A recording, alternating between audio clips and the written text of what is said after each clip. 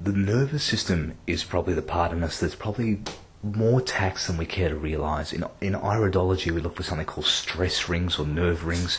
Technically, we call them contraction furrows. Furrows like a burrow, contraction like it's tight. It literally looks like the fibres in the eye are tight and they're buckling.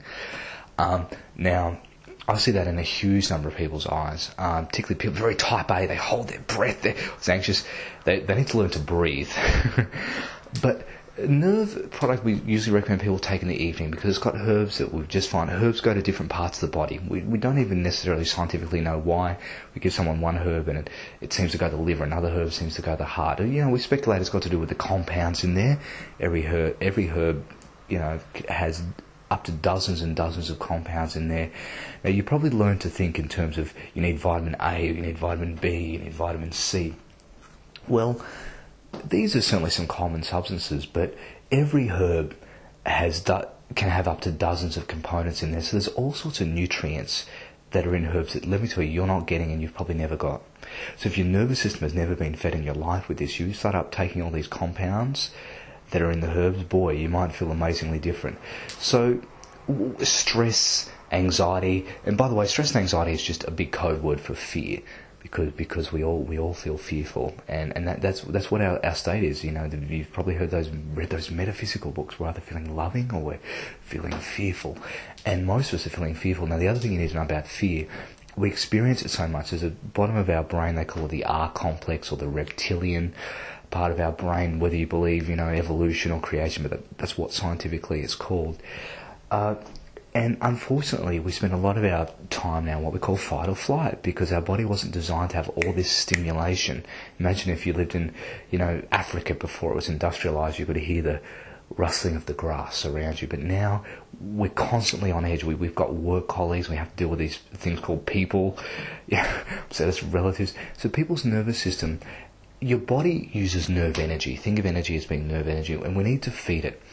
There's a lot of herbs that people use. There's St. John's wort, which feeds the nervous system, and it's yellow. Yellow things are high in magnesium. It relaxes you. Magnesium acts as a laxative. When you're under stress, you need magnesium. If you're feeling tired at night, you need magnesium. If you feel paranoia or excessive fearful, particularly in the night time, or when you're exhausted in general, you're shaking or you're getting cramps, you need magnesium. Things that are yellow. Now, I've got a clue for you. If you need magnesium, your bowels often aren't going too well, or maybe sometimes people get diarrhea, because that's another form we would say of constipation.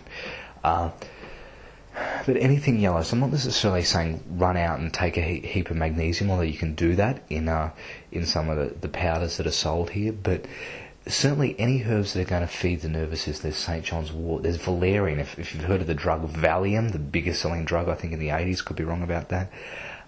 That was high in valerian. They call it diazepam now. Diazepam is made from a type of acid which is about 40% of valerian, which means it's missing the other 60% that stops the side effects. One herb in what we call the nervine mix, in herbs, anything that's a nervine herb just feeds the nervous system. We'll even rub nervine herbs up people's spinal cord. If they've got any sort of condition that involves the nervous system, which is a fancy word for the brain and spinal cord, we'll put things straight onto the spine, and we put nerve herbs in creams. But if you're under any amount of stress, this is one thing to take. If you're insomniac, focus on your breath before you go to bed. And you probably have a voice talking loudly in your head. Imagine a volume dial. Turn that down. But certainly take this last thing in the evening, and it will certainly give you more coping power as well.